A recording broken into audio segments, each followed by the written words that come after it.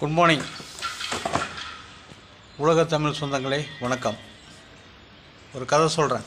மறுபடியும் ஒரு பெரிய மேஜிக் நிபுணர் ஒரு நிகழ்ச்சி நடத்தினார். ஒரு டவுனில் பெரிய நிகழ்ச்சி நடத்தினார். அந்த நிகழ்ச்சி நடக்கும்போதே என்ன பண்ணார்னா, ஒவ்வொரு ஷோவை காமிக்கிறார். இதுமாரி ஒவ்வொரு ப்ரோக்ராம் ஒரு நிகழ்ச்சி மேஜிக்கில் சம்மந்தமாக எல்லாத்தையும் காமிக்கிறார். எல்லாம் ரசித்து பார்த்துட்ருக்காங்க. அதில் ஒரு டிப்டாப் ஆசாமி என்ன பண்ணுறாப்புலன்னா, எதுக்கு எடுத்தாலும் அவசர குடைக்கு, எதுக்கு எடுத்தாலும் இவர் செய்கிறத பூரா ஏதோ கண்டுபிடிச்சி, சீக்கிரட்டை கண்டுபிடிச்சி, அதை அப்படி தான் பண்ணுறீங்க, இது இப்படி தான் பண்ணுறீங்க அப்படிங்கிறார்.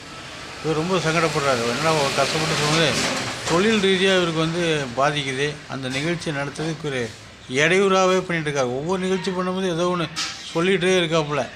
கண்டுபிடிச்சி அதை சொல்லி, இது இப்படி தான் பண்ணுறீங்க, இது இப்படி தான் பண்ணி சொல்லும்போது தொழில் பாதிக்குது.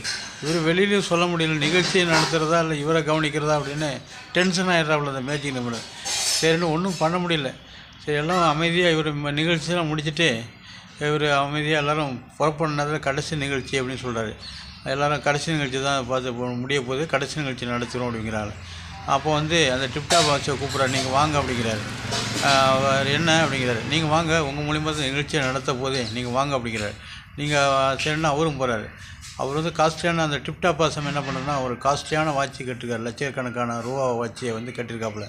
அப்போ அந்த மேஜிக் நம்பர், உங்களுக்கு வாட்சியை தரீங்களா அப்படிங்கிறாரு.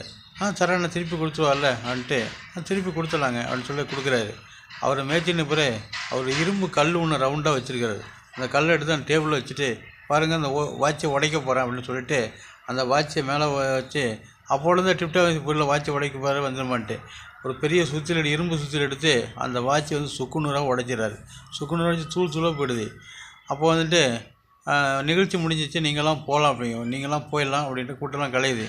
அப்போ என் வாட்சிங்கிறாரு. நீங்கள் தானே சொன்னீங்க நான் செய்கிறதெல்லாம் இது டூப்ளிகேட்டாக செய்கிறேன், டூப்ளிகேட்டாக தான் அப்படி உடச்சி விட்டேன்ல, வாட்சினால் திருப்பி கொடுக்க முடியாது, அவ்வளோ உடஞ்சதாங்க அப்படின்ட்டு அவர் போட்டு போடுறாரு. அப்போ தான் தெரியுது, டிப்டாப் நம்ம வாயால் பிரச்சனை மாட்டிட்டோமே அப்படின்னு ரொம்ப வருத்தப்பட்டு போகிறாப்புல.